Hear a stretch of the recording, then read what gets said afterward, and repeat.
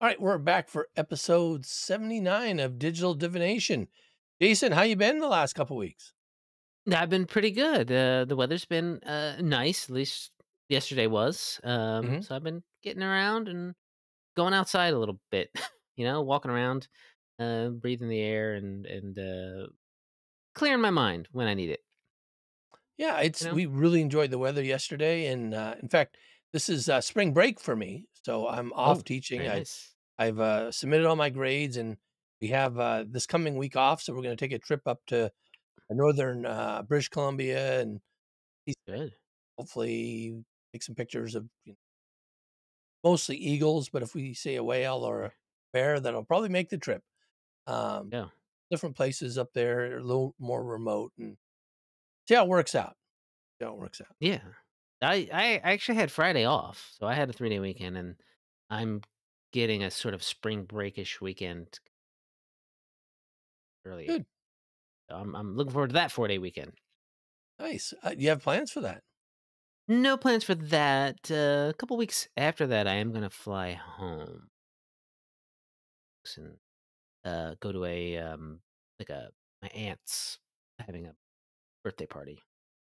'Cause, Oh, I haven't seen many of those people in kind of several years. So I going back to sort of show my face, make sure that nice. they don't forget me.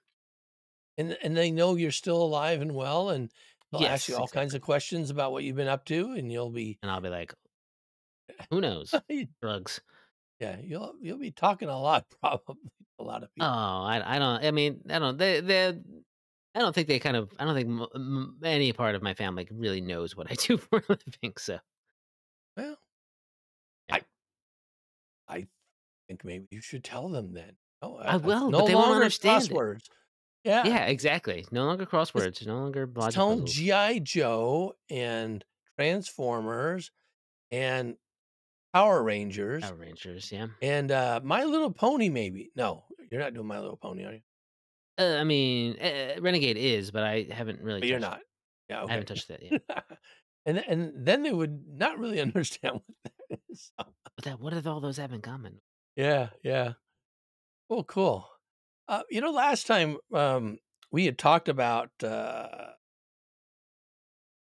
Starfinder comic book, and Yeah. unfortunately, I was not able to go back and read them because of availability online and things like that. So uh, maybe we'll let you give us a synopsis of them, since I know you went back and reread them all Yeah. for Yeah. this episode.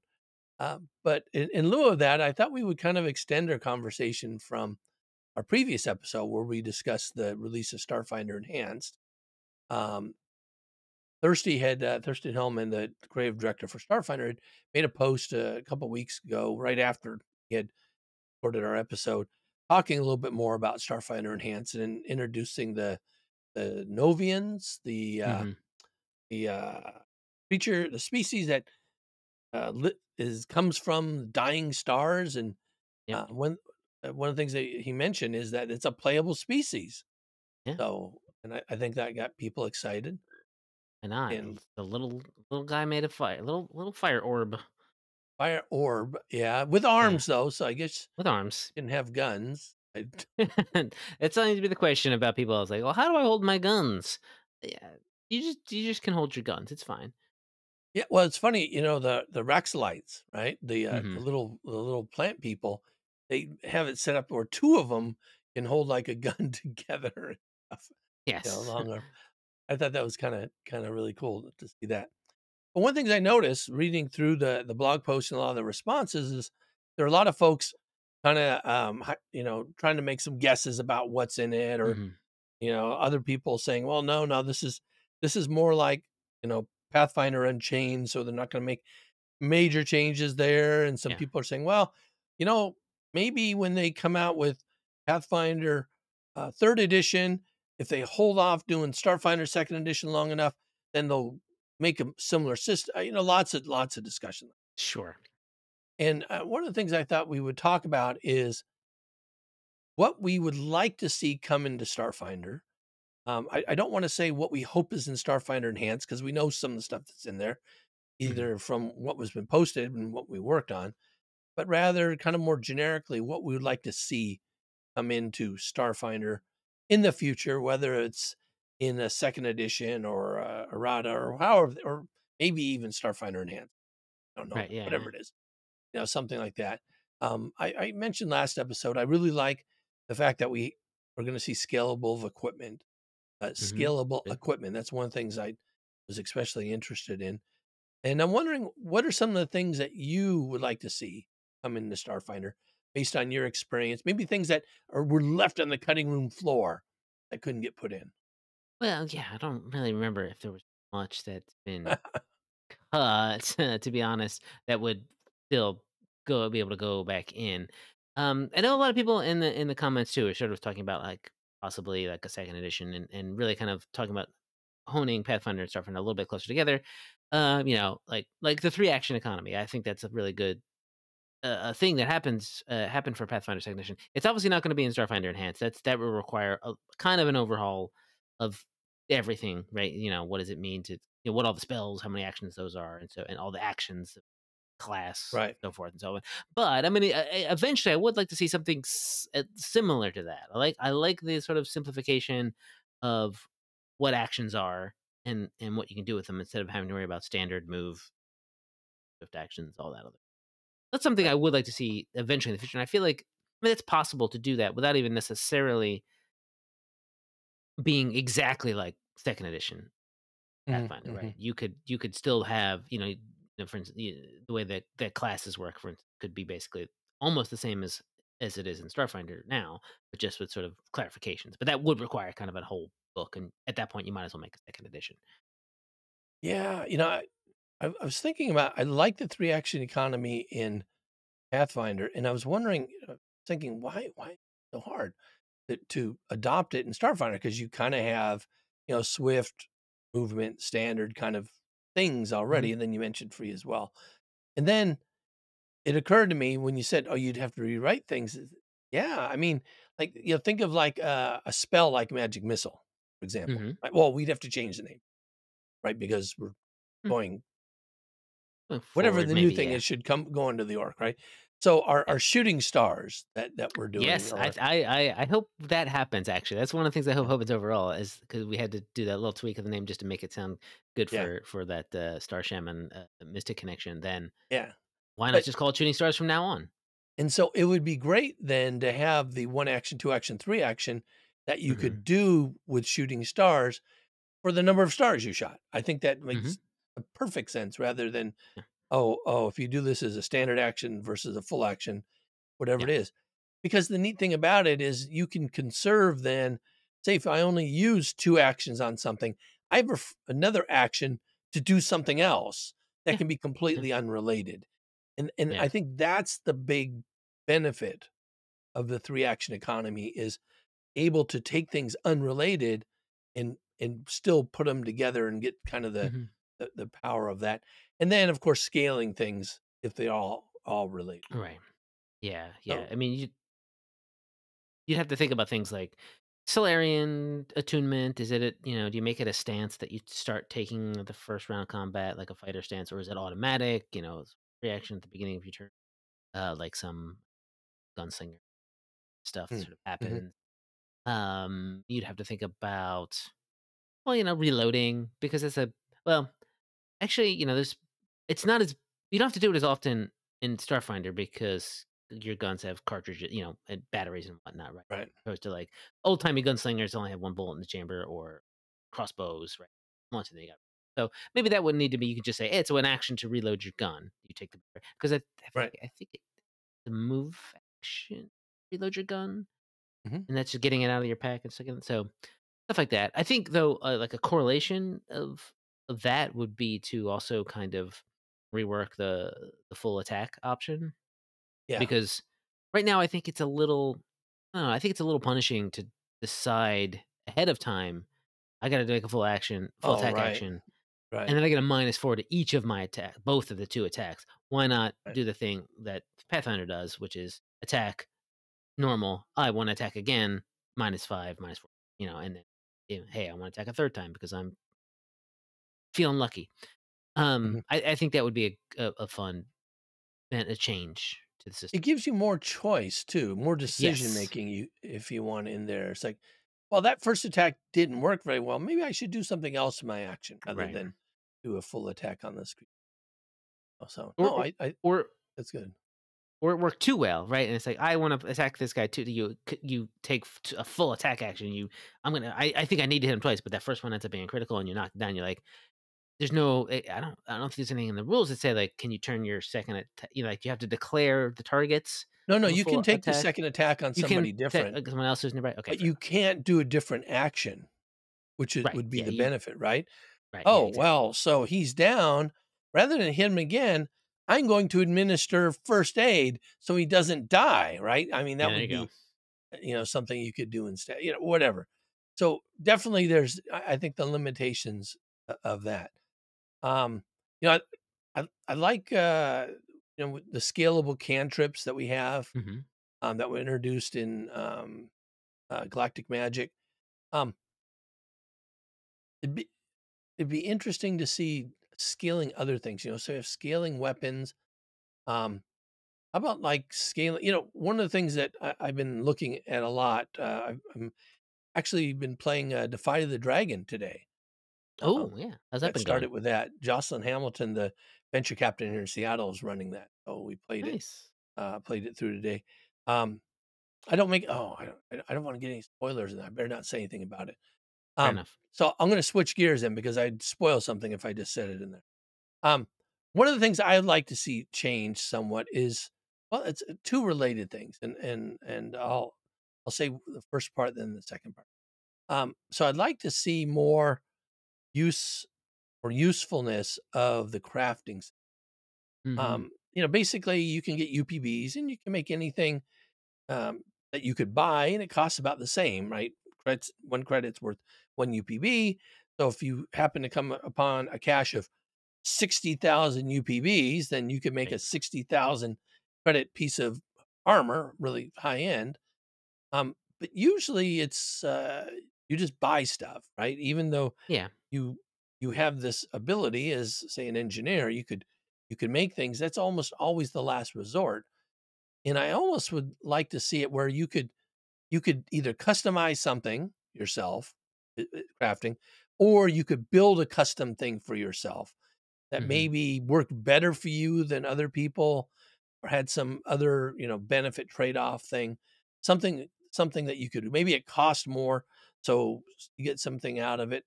I'm thinking like along lines of like a mastercraft kind of item, something like that. Yeah. I like the current simplicity of the crafting Mhm. rules and that you don't have to make rolls. You just kind of have the ranks in the skill and then you can make an item up to your level. It would be nice though, yeah, to have something that you could maybe make slightly above your level. If you're maybe that's a feat or something. But you make a good point. Like all that like manufacturer benefits from Armory. What if that was a lit more instead of that, it was kind of like a added to the crafting abilities. Like, oh, if you craft something, you get to add one of these options Right. to your thing for free, uh, because, you've made it and you've tweaked it yourself or something like that. That would be interesting. Mm. Yeah, you kinda mentioned, with manufacturing, you can buy stuff made of different material to give some additional benefits as well.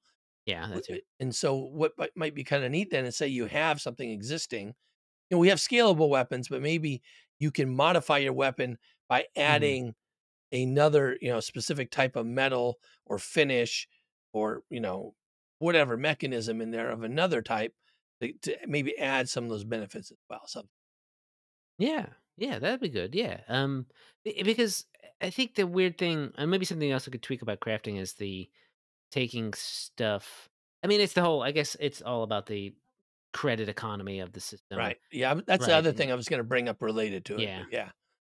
Yeah, Yeah, breaking it down to yeah, I think that obviously that needs to be tweaked, but if it comes down to it's scalable equipment is like the norm, maybe there is the economy can get tweaked such that when you sell something, get more than 10%. yeah, it seems like you ought to be able to do that, or you should be able to scavenge more off something Yeah. to use to craft, you know? Yeah. So, rather than scale it up, I'm gonna scavenge that equivalent that I would scale up to make something different. I don't know. Yeah. The mechanic has a couple of uh, neat prototypes. So the weapon prototype and the armor Mhm. prototypes. So they're kind of call them alternate class features. Yeah. And one of the neat things about the weapon prototype is that they can tweak their weapon. Right? They can every time they level, they can rebuild it, change it up, Right. or they can take an existing weapon that they have and change that to become their special weapon. And so I guess you can't make it as extreme as that because otherwise you take away from that weapon prototype Sure. Yeah. archetype, right? But I really, having played one of those, up to 10th level, I really kind of like that flexibility as well. Yeah. Well, maybe there's something to it, and if we're talking about, like, later on down the line kind of stuff, is that if you build that into the system, you don't have to have that, that Right. alternate class ability exist, right? You just that kinda thing. Um, What about you? speaking Other things? speaking of that too, again, I feel like this is veering into a little bit into what a 2nd edition type Starfinder might Well, be, that's I but, that, yeah, I think that's fine. That's um we're in the middle ground, right? We're in the middle yeah, we're in the ground middle of ground. like we're kind of Well, in 1.5, and so yeah. now we don't know what quite that's going to look like. But let's say what we hope it looks like, or maybe what the next step might be. Well, this could be an alternate thing that could exist on the regular one, but inherent bonuses, right? That could you get through level. It is there's a subsystem for that, or an alternate system, let's say, for that in Pathfinder, and I think it was in first edition too. And sort of like as you level up, you don't have to worry about buying the Oh, cloak of resistance or the right. better armor, +1 armor. It just sort of your stuff gets kind of better. I mean, Oh, you have that yeah. sort of inherently in Pathfinder Second Edition, but there's also a way to do it to like, oh, adjust when you get to X level, your weapon it works like it has striking on it, so it does twice as much. So Mm, mhm. that's probably in with scalable weapons as well, to sort of inherently adds up. But something also that is more or less get add into that is ability stuff that gets inherently added. Like right now, you get a little bit the normal sort of ability boosts here and there, but most likely it's sort of expected that you're going to get one of those things whose names I can't remember now. Um, Oh, yeah, the, personal upgrades. Personal upgrades, right? You're sort of expected to probably have one of those so you can get your scores up higher to get all your abilities better and better. I would just bake that into the system, Mhm, mhm. or have Rather than some way to make it bake it in the a credit dependent, just say you Yeah. but you already have it 5th level, 10th level, 15th level, 20th level, right? You have those Yes, boosts have as those. well. It's interesting that those personal upgrades feel like they're necessary to to me at any rate. Why are they in the Yeah, game then if if you sort of are also getting regular boosts on a regular basis. It's sort of one of those things that's sort of weird about sort of level based systems when numbers mhm, get higher, and is there how do you scale the challenge? Do you assume everyone's you have to assume in first right, edition Pathfinder and like D&D and stuff that by X you have a +1 weapon right. number wise. With the personal upgrades, I think everybody gets them because it's just the most bang for your buck. In terms Yeah. of across the board. And so I see what you're saying. Rather than just assuming everybody's going to get those because that's one of the most useful things you can do for your abilities and your ability to do things and for your defensive ability and everything, have it in the system as you level up, similar like second edition, that every other level or each odd level or every level, your scores, you become a little bit quicker or more agile or easier Right. Yeah. to, you find it easier to get missed by attacks and things, whatever it is, to have Yeah. those things go up. Yeah, I agree. That's one of the things I really like about second edition is the simplicity of the numbers. When I was first making characters, I was trying to figure out, where's the tables? Where's the tables that show what Right. all these things are supposed to be? It's like, no, no, no. They just all start here and then they just increase with level. I said, oh, There's, there's like one table. It's like this big, and yeah, it says proficiency, yeah, trained plus 2 plus 1 or whatever it is, and master, and then it goes up to legendary, and that's all you need. And I actually like that part, now that we're talking about it, I like the skills, right? Mm, So, you get trained, expert, master, and legendary, yeah. in terms of, so you can either take new skills or kind of bump up at certain levels. I kind of like that system rather than, I mean, Starfighter is pretty simple. Every time you Yeah. level, you get more points. You can put them wherever you want. I think if you had something like that or Starfinder, I think that would be, maybe we should just make Starfinder. Maybe that's what I'm saying. Well, there's certain things about Pathfinder and Starfinder that don't some things about the genres, let's don't Mhm. that shouldn't be the same.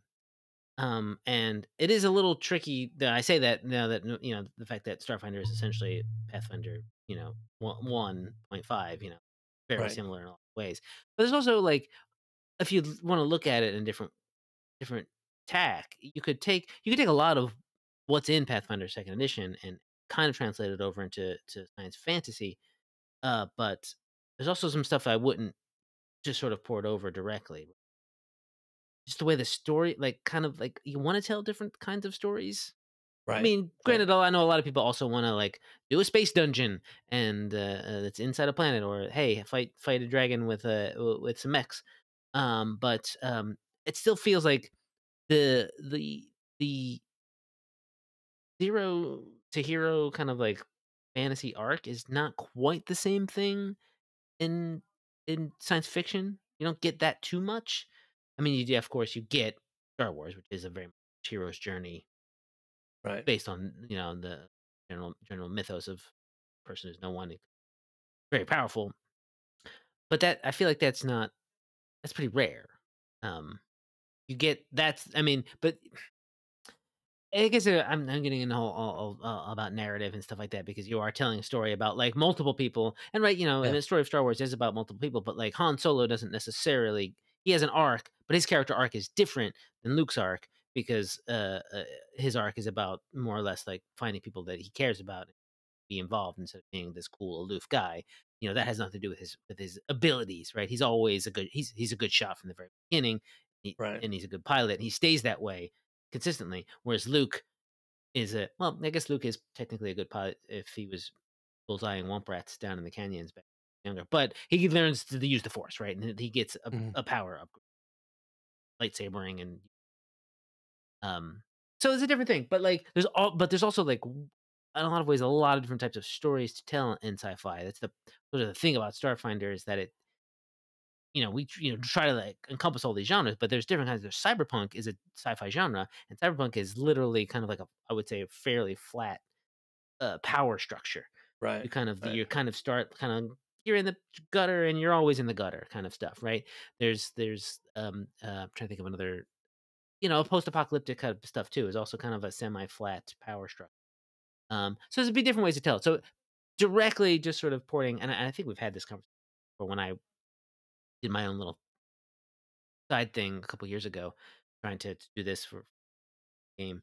Um, Seeing that doesn't, I don't think it ports over one to one.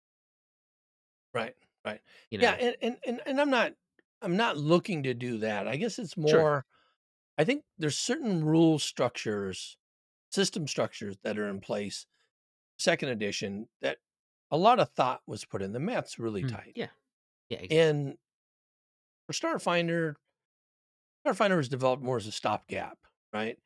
So Sure. I mean that's my impression. You were there, Yeah, I mean, yeah. It So I don't know that that same thoughtfulness was put in there. Hence, it's more Pathfinder 1.5 ish than it is one or second edition. Now, that said, I like science fantasy a lot. I don't want it. I don't want them to cross over so that you can. I think a lot of people want to be able to play both with the same system and even yeah, play the same players back and forth. yeah, Or same characters. I'm not saying that, right? fair. I mean, we used to Yeah. homebrew that kind of stuff all the time with D&D and everything, and that's not what I'm interested in. It's just certain mechanical things that Mhm. I would like to Agreed. see better. Starship Combat's another one, right? Mhm. I've done some really long Starship combats, even with some really experienced people. I know narrative Starship combat's coming out. I would actually like something in between the 2. Something Mhm. that is a really fun, fast-paced, everybody's involved combat, you know? Sure, Similar yeah. to what when we have a regular person-to-person combat, that tends to be pretty fast-paced, everybody's involved. I just when I think of narrative, and we'll find out when it happens, Mhm. I feel that's a more hand wavy than actually everybody getting to do something quickly to get it moving forward. So, Okay. that's just kinda my thinking on another thing I'd Sure, like yeah. to kinda see there, because I the idea of having starships is so cool, Yeah. but what we do with them in Starfighter is so limited, and right now is so time consuming that most people don't want to spend a lot of time Agreed. doing it. And Well and I'd like to change that narratively or however, mhm. Well, for whatever happens with if there is a second edition and you know would have Starship combat, I bet given the people who are working on Starfinder now, I would imagine too that like mechs are going to end up for rule book of a Yeah, second edition anyway. But all of that Starships and mechs and regular ground based combat kind of, in my opinion, should work on similar system. Right? They should yeah, have some similarities to the balance. The way that first edition Starfinder, like Starfinder's current non-narrative Starship Combat acts it's kind of bolted on, and I'm right. fully aware of that. And given you were talking about how when Starfinder was made as a stopgap, indeed, like I would say that the development of Pathfinder Second Edition and the development of Starfinder kind of started around the same time. And obviously Starfinder came out first, so it did not get the a time to maybe to bake as much as it could have. But again, it was sort of a necessary thing to get out. And Pathfinder First Edition had some nods to all the science fantasy stuff with Numerian, it still does, right? And you had Right. the Iron Gods AP, and there was a whole technology guidebook. So it was like, oh, why don't we just sort of like push that forward a little bit in time narratively? You can kind of just go from there. But then, it was sort of at the time thought, well, let's just do new classes and stuff like that. It could have just been more like Numeria, the book, the role playing game in a lot of ways, Yeah. where you still had fighters and wizards and stuff. But it was people wanted to get the new classes, and from those new classes, try out some things that eventually you found their way into the Pathfinder Second Edition, the DNA. Right. Um, Interesting. So Yeah. I'm going to ask you another question, and Sure. I asked Rob McCreary this Mm, several years ago. Um, well, he told me, and I'll ask this question: the gap is never going to be explained, correct? sure. I mean, I don't That's what know. he told I me. don't know He if said that's it was I, well, policy was that no, it will never explain the gap. basically, yeah. I mean, I think probably right, like because things change. People leave the company, Yeah. and these things can be revisited. Oh, But okay. I think I personally think it's a good idea. Okay. Honestly, I like it as a break because it allows us to sort of narratively just sort of be like, okay, that is a different place and a time. We don't necessarily have to worry about what came between how you got from A to B because that is a whole. You could write dissertations about how a society goes from swords Right. with magic and whatever to essentially what is kind of a modern, even slightly futuristic society. I'm sure we have hover cars and neon lights and that kind of stuff. And computers. How he got from there to there is not interesting to me to explain, right? So it's just I think it was kind of interesting to say, oh, we just sort of we draw a line, draw a literal line in the timeline and go, stuff happened. Now we're here, and we get to talk about what's happening now and what's going to happen from there.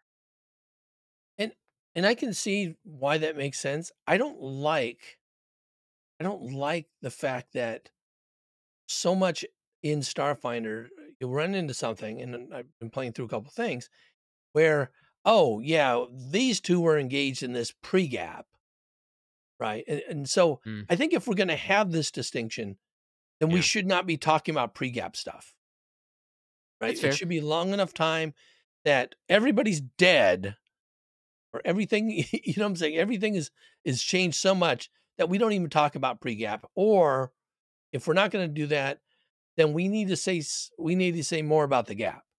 Mhm. I mean, I understand why it makes sense and why you don't want to reintroduce a whole bunch of new lore about gods and planets and species and all kinds of stuff that you've already developed. That makes 100% sense to do it. Yeah, But the mechanism for making that break and changing everything, I don't like how they okay, this is a hard line. Yet, we have some species that live thousands of years, and we know the gap was only X number 100 years. So there were people alive before, and they just forgot. I don't like that part. I don't like mm. they just forgot. That that just kind of bugs Yeah. me. I mean, that's fair. It's a fair criticism. It's a criticism a good number of people have, and it makes it makes sense that you're saying we have all that lore, that extant lore in Pathfinder, and it's just it's whether I don't want to call it lazy, but like there's a certain amount of like comfort, inertia, Yeah, I would say, to be like, yeah, well, we can't, it's too much. It will more enough. It would take more time and more people to create a whole um setting from whole cloth, right? And the way that Pathfinder's setting had been evolving for like 10 years before that anyway, from created from James Jacobs sort of campaign notes, and then just sort of like pop down, and then everyone gets to add their own stuff into the stew. Keeping some of sort of always mentioning that, like, well, this did happen. We do have to talk about this planet, and then once if Pathfinder had never written, like, if the Distant Worlds books had never have happened, maybe it would have been a little like a cleaner way to do a cleaner break. You take Galarian, you shoof it off to someplace, and then you sort of have the rest of the system to play with.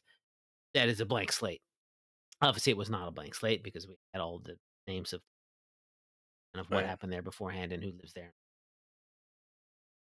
Give and take, I think it's I mean, it probably would have been a mistake to like try to do a full new setting, whole cloth, Mhm. Mm. honestly, because it would have been just a lot for people, and it, wouldn't have had that nice continuity. People are like, "Oh, this is just Pathfinder in space." It still technically is. It would be the same system. It would still have elves and dwarves probably, and things like that. But you'd have to think about everything else. Maybe one way that I don't know. One way that could have been done is like to set it in a different, like, it's the same universe, right? Maybe, but here's this different system that is the core system. Maybe the maybe Starfinder should have been about the Veskarium Right. as the core system, Maybe right? And then been maybe like, Galarian isn't really the center of the universe. Maybe the main. Maybe there was Starfinder. It's another place. right, it's just somewhere you could go to, and we'd have to cross that bridge obviously when we come to it. Oh, there's the Galarian system, and Galarian's gone. Here's Absalom Station. So I don't know. See, I don't know. that's I don't kind of know. I'm weird not. too. That Yeah, whole that's a thing is little just weird kind too. of weird. Yeah. You know. So that's another thing. And kind of you mentioned this the scaling of things. I hope we Mm. get better at scaling, right? So Absalon Station's got all these people, all this stuff on it, and it's 6 miles across. Yeah, but it's also up and down. Yeah, but it's not up and down 6 miles, Yeah, right? So I just spatially, it's a much smaller thing sure.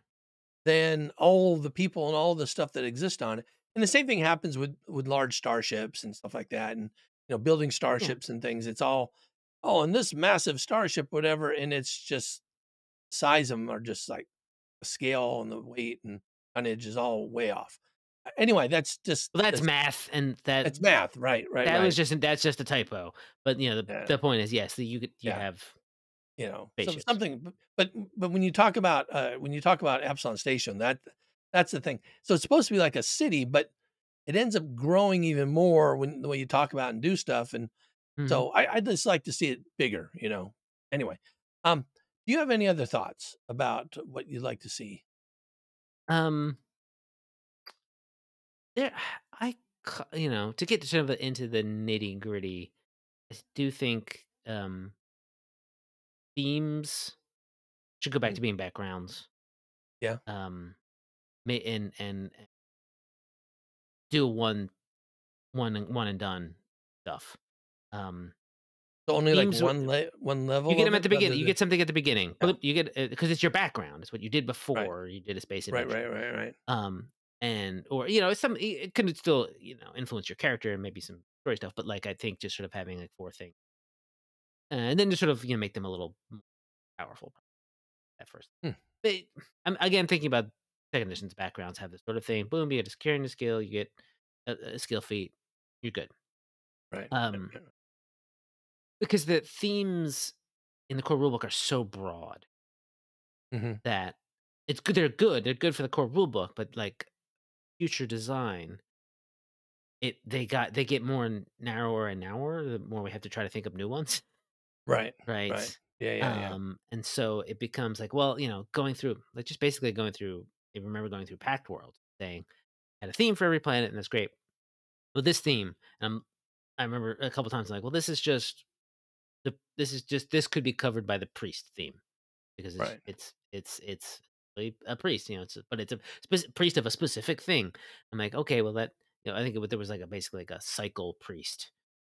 Hmm, Sorry, well this is like we got to come up with something slightly different, and then it right, becomes well that, and then it just felt like they started to become more like background, not something that you right. should have Oh, I like see what you're saying. carried through your entire Yeah. character, because those are hard to think of, Mhm. because there's only so many like iconic kind of things that you hang your character on. Right. So I would something that would simplify that a little bit more, a little, you know, easier, I would, and less. It could, because it's thinking of those extra four extra abilities, or just ma- do it this way. You get it. It's maybe it's two abilities total, right? You get a thing, and no, instead of like getting a skill feat, maybe those don't exist, but maybe there's just like a way. Your background is how you can maybe get resolve back on a daily basis, or Oh, on a, because that's always the high level of every right, right, right. You get theme is resolve something on that gets something. you resolve. If you think about, you stand here and think about tactics for 10 minutes, you get a resolve point back. Like why not just like it's like like focusing in Right. second edition, right? You spend 10 minutes praying, you get a focus point back to spend on your focus spells. Maybe Mhm. that's something that maybe you should have like scale that and do something similar. It's like, well, whatever your background is, you do X, Y, or Z, you get a resolve point back, and you can do that twice a day or something. No, I think that's fair because honestly, the most interesting things about themes are the first 2 levels usually. You know, by the time you get to level 20 or the final whatever the end what theme is it It's like 12? 18th or something, or 18th? 12th. I don't really remember. Yeah, I think it's 18th, right near the end. At that point, oh, then I can get some resolve back, if I, Right, do something and it's like, yeah, there's a lot of cooler things I'd like to have my theme. right. Um, kind of along these lines though, and um, I'll preface this with I played a mod of that was based on 3.5 edition 3.5. I played Mhm. an online game that was built by BioWare called Neverwinter Nights. They took Sure. the 3.5 rule set, put it in the game. And then I Mhm. played a mod, actually ran a mod for a bunch of years that we could go up to level 40. Oh. And I would like two things. I would like faster level progression and I would like to go higher. So right Mm. now we're at level 20 in Devastation Arc.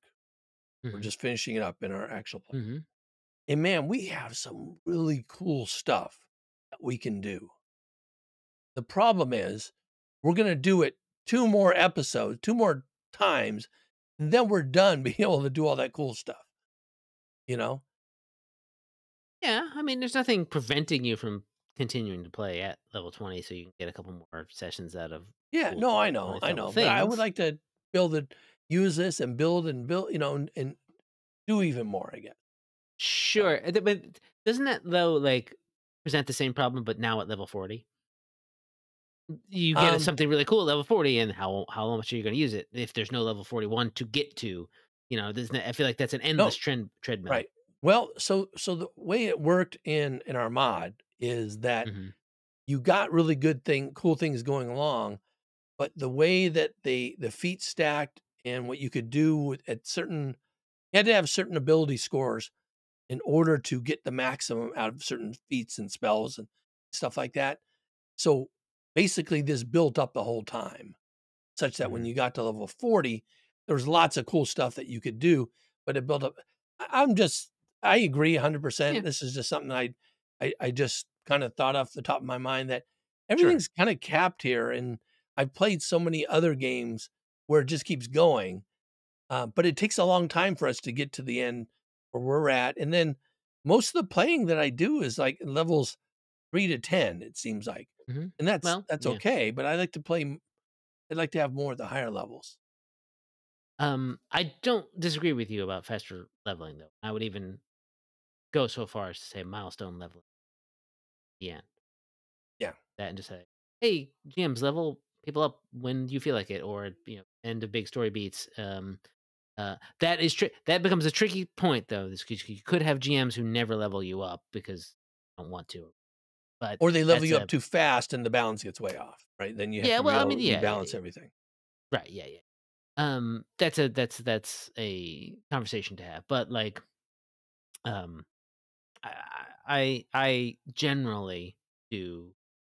I don't think about XP too much anymore. I Yeah. used to do it all the time. I Right. ran first edition. I ran 4 or 5 adventure paths in that, and I was like, and I had a notebook. I was like, calculate. Okay, everyone's Yeah. getting do the credit. I was like, okay, and then it became a point where I was like, I'm gonna do this tomorrow, everybody. Session's over. It's like 11 o'clock. I gotta get home. And then I might like forget for a couple of days. What did they fight again? I have to think about it. I just like the idea of like, when I'm running Atlas of Alkenstar right now, it's just like, oh, when they get to this point, I level them up. I don't have to worry about having every single fight in Yeah. between. If I'm thinking like this fight is not as dynamic to me, or it's been a long session, we can just skip past this fight, level up. Hey, there's like 3 cockatrices out here in the desert. I'm like, there's nothing interesting to say about that. What that fight says. So we can get past it. And granted, at that point, what that makes everything way easier for them because they don't eat up as much resources. But I become a very lenient GM in my. Yes. Yes. Just wait another 20 years then, right? Ah, you don't have to play anything. Well, let's just talk. I mean, I Yeah. have sessions like that too that are Yeah. Yeah. mostly just sort of like, "Oh, what do you want to do? Oh, I love that. What if this happened?" And then like, "Oh, wait, they're dice. There should be dice rolling at some point, right? Whatever." All right. Well, you know what? We actually ran longer than I thought with this. We're gonna have to Okay, fair enough. push back, talking about Starfinder comics yet again. This is gonna Sure. be like Jimmy Kimmel's thing, telling Matt Damon, I'm sorry, Matt Damon, no time today." This is our Yeah. Starfinder comics is gonna be that. Well, maybe we'll push it back long enough so when the next one comes out, we'll have also something. We'll be able to have Maybe. read it Or and talk about it. maybe by the time I get there, I'll find somebody who's got hard. Oh, I bet you Scott Kimes got hard copies. I'll see if I can get them. He might, yeah, yeah. I Yeah, mean, I yeah. also do. I could also lend you my hard copies if you want. I know, but then I see him all the time. Then I gotta go to your house to get Fair them. enough. So, Fair enough. anyway, all right, well, that sounds good. Sounds Well good.